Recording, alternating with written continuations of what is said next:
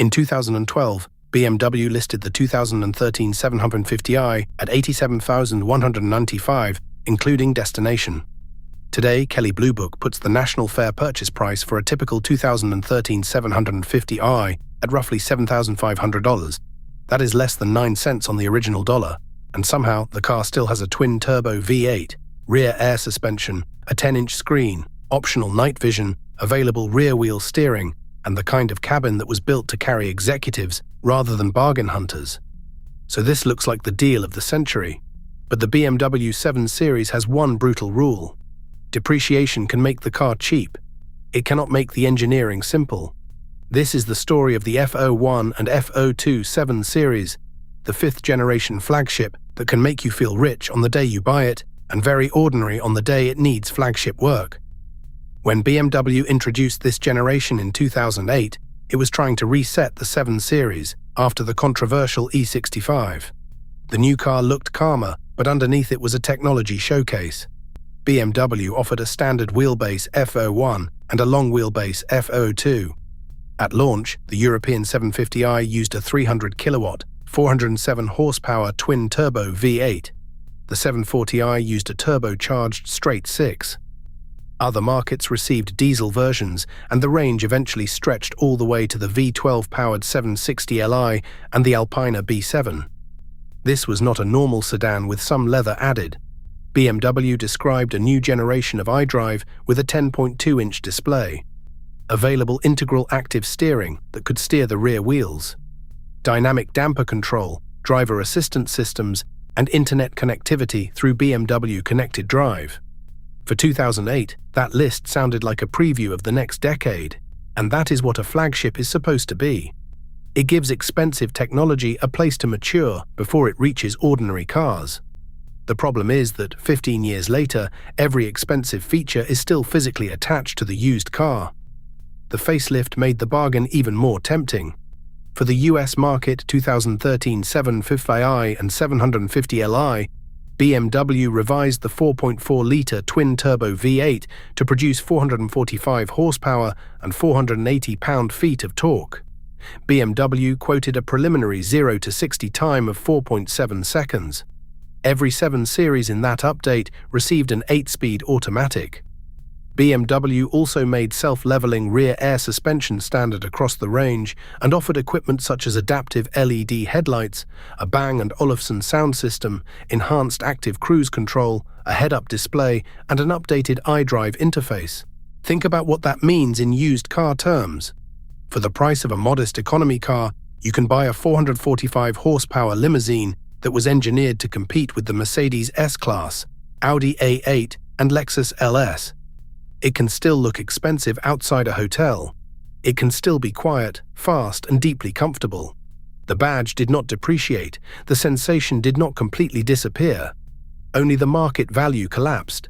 Luxury cars depreciate because the first buyer pays for novelty, status, warranty coverage, and the latest technology. The second or third buyer gets the same hardware without the same protection. That changes the calculation. Kelley Blue Book currently lists a national fair purchase price around $7,500 for a typical 2013 750i, while warning that real values vary with mileage, condition, location, and other factors. BMW's official launch price was $87,195, including destination. The market is not saying that the car lost 90% of its comfort. It is pricing uncertainty.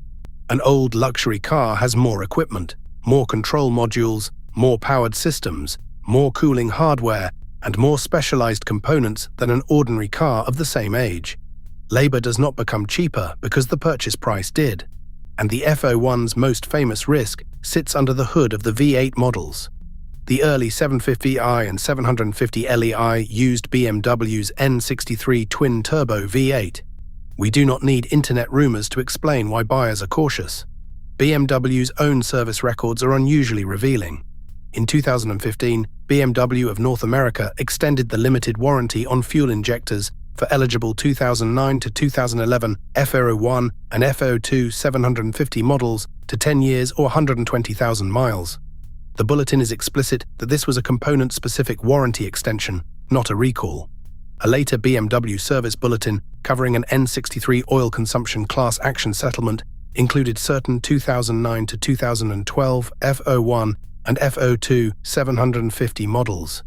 It described formal oil consumption tests, smoke checks, valve seal repairs, turbo oil return inspections, and, in qualifying cases, engine replacement procedures.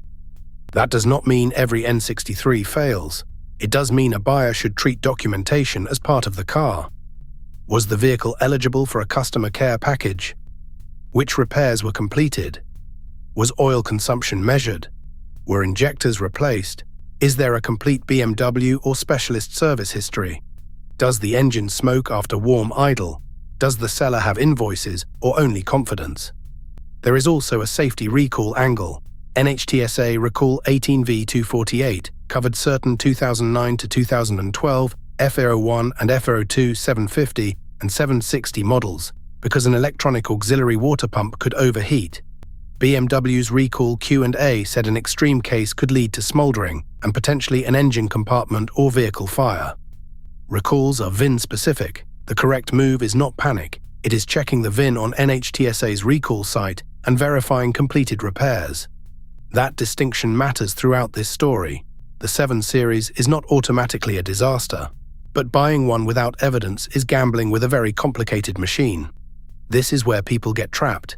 They compare the purchase price with other $7,500 cars, but the better comparison is with other cars that cost nearly $90,000 when new.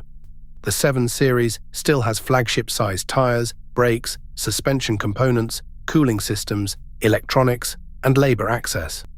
A low sale price does not resize any of them. Even the features that make the car wonderful deserve inspection. On a 2013 model, confirmed that the self-leveling rear suspension holds its height. Test every comfort function: camera, seat, blind, window, display, and climate zone. Scan every control module, not only the engine computer. Check for coolant or oil leaks, warning messages, uneven tire wear, weak batteries, and evidence of water intrusion. And do not confuse a clean dashboard with a clean history. A proper pre-purchase inspection should come from a BMW specialist who knows the generation and can review the VIN, campaign history, diagnostic faults, and service invoices. The cheapest example is rarely the cheapest way to own one. The answer depends on what you want from the car. The 750i is the dramatic choice. It gives the F01 real flagship speed, but it also puts the N63 evidence file at the center of the purchase.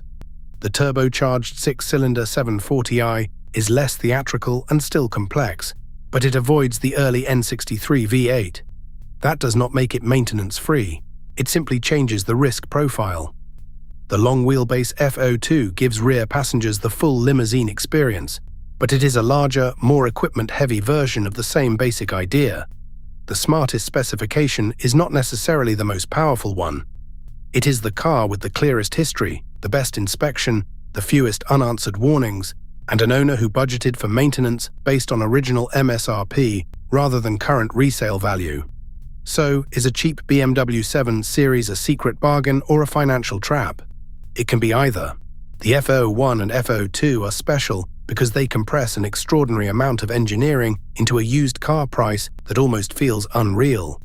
That is the opportunity. The same complexity, age, and repair exposure are why the price feels unreal in the first place. That is the warning. Buy the history, inspect the systems, verify the VIN, and keep a serious reserve. Do that, and the F01 can be one of the most impressive cars you can buy for the money. Ignore it, and the cheapest luxury car in the classifieds can remind you exactly what it cost when it was new. Subscribe to Speed TV 21 for researched car stories, buyer warnings, and engine legends.